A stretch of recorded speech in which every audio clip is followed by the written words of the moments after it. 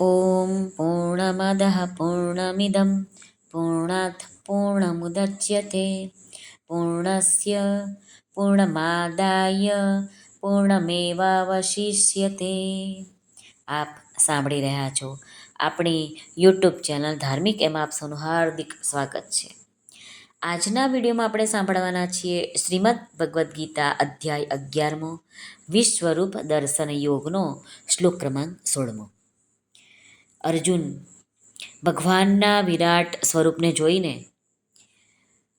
ભગવાનને સ્તુતિ કરે છે અને ભગવાનનું આદિ, મધ્ય અને અંત જોવા માટે પ્રયત્ન કરે છે, પણ એમને કશું જ દેખાતું નથી. બસ વિશાળ ભગવાન જ દેખાય છે.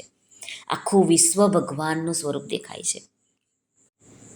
અર્જુન ભગવાનને સ્તુતિ કરતા કહે છે, અર્જુન ઉવાચ અનેક બાહુ દરવક્ત્ર નેત્રમ પશ્યામિ ત્વામ સર્વતોનંતરૂપમ નાન્તન્ન મધ્યન્ન પુનસ્તવાદિમ પશ્યામિ વિશ્વેશ્વર વિશ્વરૂપ. હવે આ શ્લોકમાં જે સંસ્કૃત શબ્દ આવ્યા છે એને આપણે અર્થ જોઈએ. ત્વામ એટલે આપને, અનેક એટલે અસંખ્ય, બાહુ દર એટલે કે બાહુ એટલે ભુજાઓ, દર એટલે ઉદર, મુખો, વક્ત્ર નેત્રમ ને એટલે નેત્રોવાળા, સર્વતઃ એટલે સર્વ તરફથી, અનંત રૂપમ અનંત રૂપોવાળા, પશ્યામ એટલે જોઈ રહ્યો છું, તવ એટલે આપના, આદિમ એટલે આદિને, મધ્યમ એટલે મધ્યને, પુનઃ એટલે અને, અંતમ એટલે અંતને પણ, પશ્યામ એટલે જોઈ રહ્યો છું. હવે આ શ્લોકનો આપણે ગુજરાતી અર્થ જોઈએ. અર્જુન શ્રી ભગવાનને કહે છે, હે સકળ વિશ્વના સ્વામી, આપને અસંખ્ય ભુજાઓ, ઉદર, મુખ અને નેત્ર ધરાવનાર તેમજ સર્વ તરફ અનંત રૂપો ધરાવતા જોઉં છું. આખું વિશ્વ જ જેનું સ્વરૂપ છે એવા હે વિશ્વરૂપ, હું ન તો આપના અંતને જોઉં છું, ન તો મધ્યને કે ન તો આદિને. હવે આપણે થોડુંક વિવેચન લઈએ જે સાધક સંજીવનીમાં હોય છે. ટૂંકમાં આપણે સમજવાનો પ્રયત્ન કરીએ.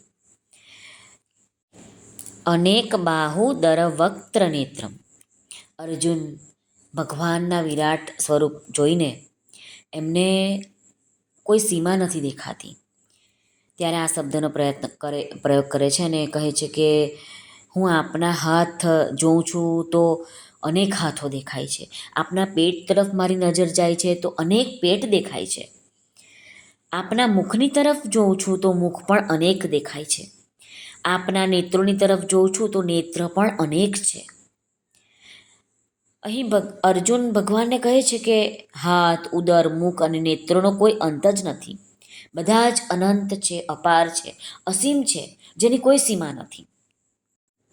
પશ્યામિ ત્વામ સર્વતોનંત રૂપમ. અર્જુન ભગવાનને કહે છે કે આપ સ્થળ, વસ્તુ, કાળ, વ્યક્તિ, પદાર્થ વગેરેના રૂપમાં ચારેય તરફ મને દેખાઈ રહ્યા છે. અનંત અનંત અનંત અપાર દેખાઈ રહ્યા છે. નાંતન્ન મધ્યન્ન પુનસ્તવાદિમ. અર્જુન ભગવાનને કહે છે કે આપનો ક્યાં અંત છે, ક્યાં મધ્ય છે અને ક્યાં આદિ છે એ હું જોઈ નથી શકતો. એટલું વિશાળકાય તમારું સ્વરૂપ મને દેખાય છે. અહીં અર્જુનનો શબ્દ વાપરવાનો થયો છે કે નાંતમ. તો એ એટલા માટે છે કે જ્યારે આપણે કોઈ વસ્તુને જોઈએ છે, કંઈક ધારો કે પુસ્તકને જોયું આપણે, તો આપણને પહેલી નજર થશે કે કેટલી લંબાઈ છે, કેટલી પહોળાઈ છે, કેટલી થિકનેસ છે. તેવી જ રીતે ભગવાનના વિરાટ સ્વરૂપને જોતા અર્જુનની દ્રષ્ટિ પહેલાં તેના અંત તરફ ગઈ. જ્યારે તેનો અંત ન દેખાયો ત્યારે અર્જુનની દ્રષ્ટિ ભગવાનના મધ્ય ભાગ પર ગઈ અને પછી આદિ એટલે કે આરંભની તરફ એમની દ્રષ્ટિ ગઈ. પરંતુ ક્યાંય પણ વિરાટ સ્વરૂપનો નથી અંત દેખાતો, ન મધ્ય દેખાય છે કે ના આદિનો પત્તો લાગ્યો. એટલા માટે આ શ્લોકમાં નાંતન્ન મધ્યન્ન પુનસ્તવાદિમ આ ક્રમ રાખવામાં આવ્યો છે. અર્જુને એક શબ્દનો પ્રયોગ કર્યો છે વિશ્વેશ્વર, અને બીજો એક શબ્દનો પ્રયોગ કર્યો વિશ્વરૂપ. આ બે અર્જુન એટલા માટે કરે છે શબ્દનો પ્રયોગ કે અર્જુન જ્યાં જુએ ત્યાં બધું જ ભગવાન જ દેખાઈ રહ્યા છે, ભગવાન સ્વરૂપ જ દેખાઈ રહ્યું છે અર્જુનને. ભગવાન વિશ્વના માલિક છે. સંસારિક મનુષ્યના શરીરો તો જળ હોય છે, પરંતુ એમાં જે શરીરી હોય છે તે ચેતન હોય છે. પરંતુ ભગવાનના વિરાટ સ્વરૂપમાં શરીર અને શરીરી આ બે કોઈ વિભાગ નથી, બધું એક જ દેખાય છે, બધું એક જ ભગવાન જ છે. આથી અર્જુન વિશ્વરૂપ આમ કહીને ભગવાનને કહી રહ્યા છે કે આપ જ શરીર છો, અને વિશ્વેશ્વર કહીને એમ કહી રહ્યા છે કે આપ જ શરીરી પણ છો, એટલે શરીરના માલિક પણ છો. અહીં ભગવાનના અનંત વિરાટ સ્વરૂપનું વર્ણન કરવામાં આવ્યું છે. ભગવાનના એક અંશમાં પણ અનંતતા છે. ભગવાનમાં સર્વ કાંઈ સ્વાભાવિક જ છે. શ્રી કૃષ્ણાર્પણમસ્તુ. સર્વને ભાવથી જય શ્રી કૃષ્ણ. રાધે રાધે. હરિઓમ તત્ સત. જય ગુરુદેવ દત્ત. જય સ્વામિનારાયણ. જય માતાજી. નમઃ પાર્વતે પતે. હર હર મહાદેવ. હર સિદ્ધેશ્વર મહાદેવની જય. સર્વનું કલ્યાણ થાઓ, સર્વનું કલ્યાણ થાઓ, સર્વનું કલ્યાણ થાઓ.